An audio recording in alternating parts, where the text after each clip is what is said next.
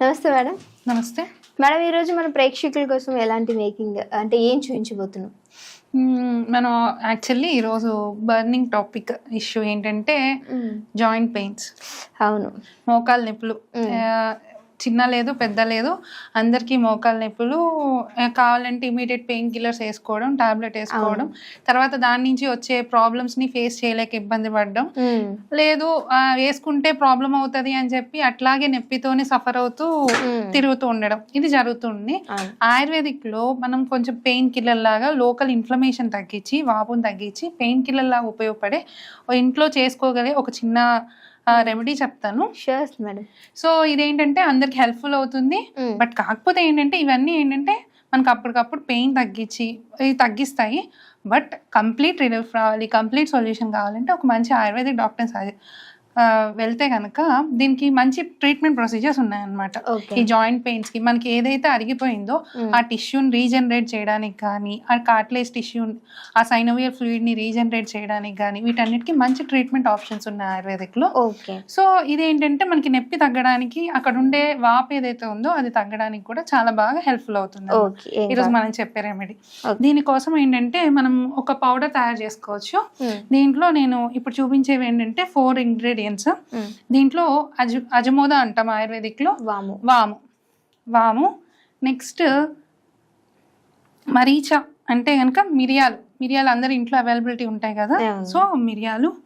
And next పిప్పళ్ళు అంటే చాలా మందికి తెలుసు, ఒక చిన్న పచారీ కొట్లలోనే దొరుకుతాయి. పిప్పలి అంటాం ఆయుర్వేదిక్ లో, పిప్పళ్ళు, దాని పౌడర్. అండ్ శుంఠి కూడా చాలా మంచి యాంటీ ఇన్ఫ్లమేటరీ ప్రాపర్టీ ఉందన్నమాట దీనికి. సో మనకి పెయిన్ రెడ్యూస్ చేసి ఇన్ఫ్లమేషన్, వాపుని తగ్గించడానికి కూడా చాలా హెల్ప్ఫుల్ అవుతుంది. సో దీనికి ఏంటంటే మామూలుగా ఇవి తీసుకుని ఇవి వేటికి వాటికి పౌడర్ చేసుకోవాలి. ఈ 4 ఇంగ్రీడియంట్స్ వేటి వాటికి పౌడర్ చేసుకుని దీంట్లో వాము అనేది మనము 1 స్పూన్ యాడ్ చేసుకుని, అండ్ ఈ మిరియాలని హాఫ్ టీ స్పూన్, అండ్ అలాగే పిప్పళ్ళ పౌడర్ వచ్చి ఇది ఒక 1/4 టీ స్పూన్ సరిపోతుంది, అంటే 3/4 చెంచా. సగం. ఇది వచ్చి శొంఠి పౌడర్, ఇది హాఫ్ టీ స్పూన్. అంటే ఇది 1 టీ స్పూన్ తీసుకుంటే, వాము 1 టీ స్పూన్ తీసుకుంటే, ఈ మిరియాలు శొంఠి పౌడర్ వచ్చి హాఫ్ టీ స్పూన్ తీసుకోవాలి, పిప్పల పౌడర్ వచ్చి 1/4 టీ స్పూన్ తీసుకోవాలన్నమాట. ఇవి అలా మిక్స్ చేసుకుని, మనకి ఇంట్లో బెల్లం ఉంటుంది కదా, సో బెల్లం కూడా క్రష్ చేసుకుని దానిలో మిక్స్ చేసుకుని కలిపి తీసుకుంటే గనక మంచిగా తగ్గుతుంది. జాయింట్ పెయిన్స్ ఏవైతే ఉన్నాయో, వాపు అయినా సరే, పెయిన్ అయినా కానీ ఒక ఆయుర్వేదిక్ పెయిన్ కిల్లర్ లాగా ఉపయోగపడుతుంది. అండ్ బయట తీసుకునే పెయిన్ కిల్లర్ లాగా కాకుండా నేచురల్, ఏం సైడ్ ఎఫెక్ట్స్ ఉండవు. అండ్ ఒక టైప్ ఆఫ్ ట్రీట్మెంట్ ఆప్షన్ కూడా అవుతుంది ఇది. సో ఇది కనుక అలా కన్జ్యూమ్ చేస్తే గనక, రోజుకి ఒకసారి తీసుకుంటే గనక ఈ జాయింట్ పెయిన్స్ ఏవైతే ఉన్నాయో వాటి నుంచి ఉపశమనం అయితే కలుగుతుంది. Okay, thank you so much madam. చాలా మంచి ఇన్ఫర్మేషన్. సో జాయింట్ పెయిన్స్ తో బాధపడే వాళ్ళు చాలా మంది ఉంటారు.